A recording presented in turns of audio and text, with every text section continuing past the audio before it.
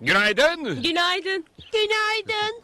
Olur ya belki görüşemeyiz. İyi günler, iyi akşamlar ve iyi geceler.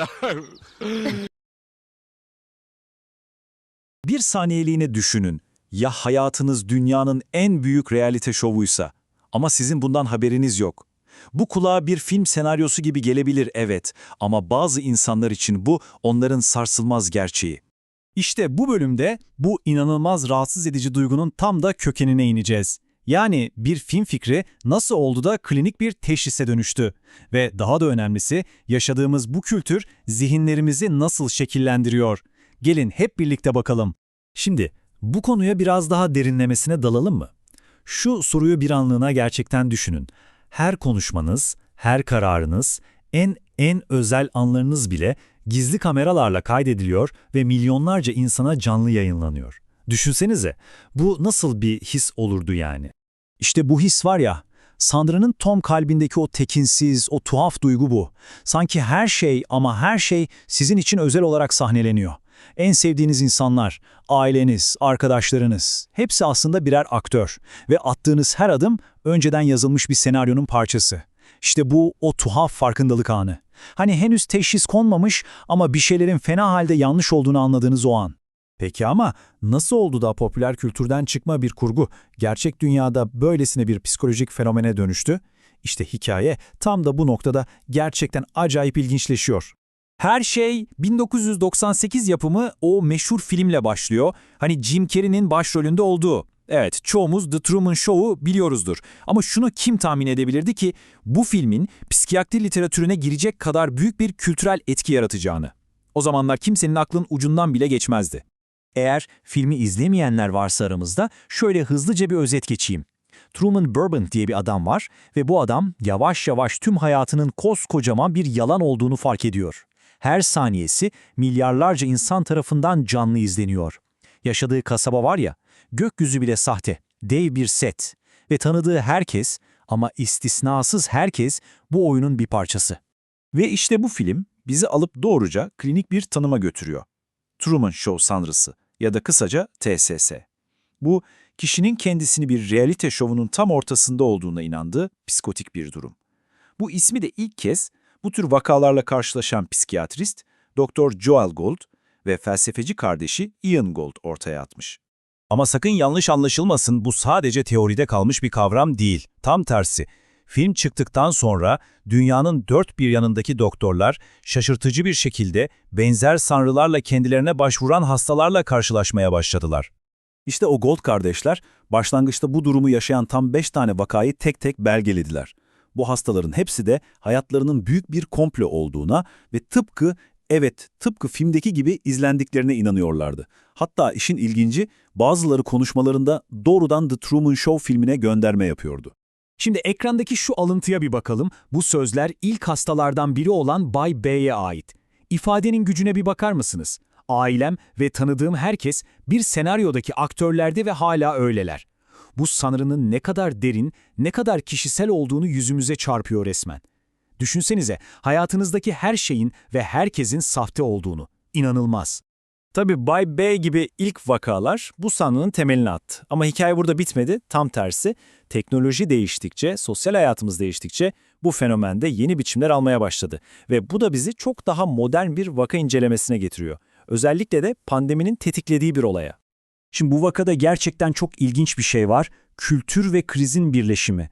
Bakın, bu Türkiye'de yapılmış bir vaka çalışması. Pandemi sırasında 14 yaşındaki bir kızın yaşadıklarını anlatıyor. Online eğitime geçilince kız web kamerasından, hatta evdeki kombiden, kurutma makinesinden bile izlendiğine inanmaya başlıyor. Bu vaka neden bu kadar önemli biliyor musunuz? Çünkü bir yanda teknolojiyle artan o gözetlenme hissi, diğer yanda krizin getirdiği o yalnızlık. Bu ikisi birleşince nasıl mükemmel bir fırtına yaratıyor. Sanrının içeriğini modern korkularımızı nasıl şekillendirdiğini net bir şekilde görüyoruz.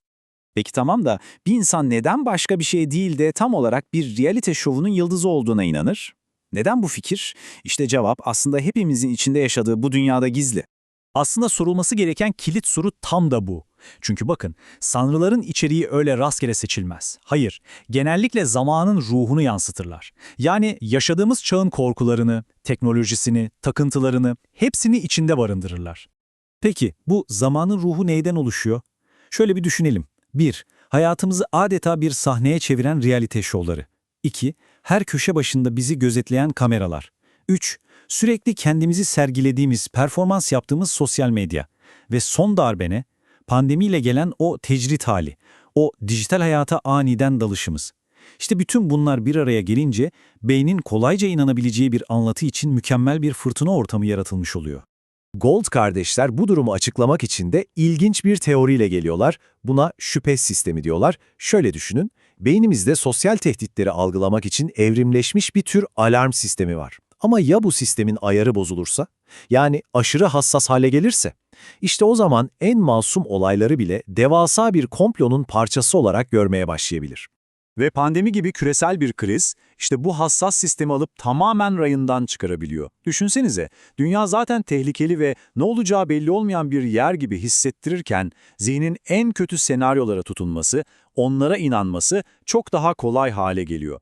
Yani aslında bütün bu durum sadece belirli bir klinik teşhisle ilgili değil, çok daha büyük soruları da beraberinde getiriyor. Mesela bu modern dünyada gerçeklik dediğimiz şey aslında ne anlama geliyor? Filmdeki o yaratıcı karakterin, Christoph'un söylediği şu laf gerçekten de tüyler ürpertici değil mi? Kontrol altındaki sahte bir dünyanın kaotik gerçeklikten daha iyi olduğunu iddia ediyor. Aslında bu belki de hepimizin zaman zaman hissettiği bir gerilimi yansıtıyor. Hani bir yanda öngörülebilir, güvenli bir düzen arzusu, diğer yanda ise özgürlüğün getirdiği o korkutucu belirsizlik. İşte tam o çatışma. Sonuç olarak şunu söyleyebiliriz. Evet, Truman Show sanrısı kulağa çok aşırı bir örnek gibi gelebilir. Ama bir düşünün, hangimiz sosyal medyada hayatımızın özenle seçilmiş bir versiyonunu yayınlamıyoruz ki? Hepimiz bir kitle için az ya da çok bir performans sergiliyoruz.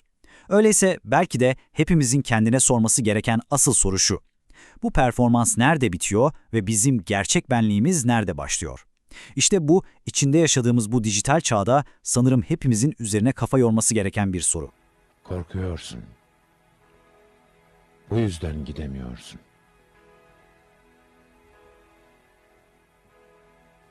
Önemli değil Truman. Seni anlıyorum. Bütün hayatın boyunca hep yanındaydım. Seni doğarken izliyordum. İlk adımını attığında da oradaydım. Okula gittiğin ilk günde izledim. Ya ilk dişini düşürdüğün o bölüm? Sen gidemezsin Truman. Lütfen Tanrım, Sen buraya aitsin. yapabilirsin. Benim yanıma. Konuş benimle. Bir şeyler söyle lütfen. Bir şeyler söyle lanet olası. Şu anda yayındasın. Bütün dünya seni izliyor.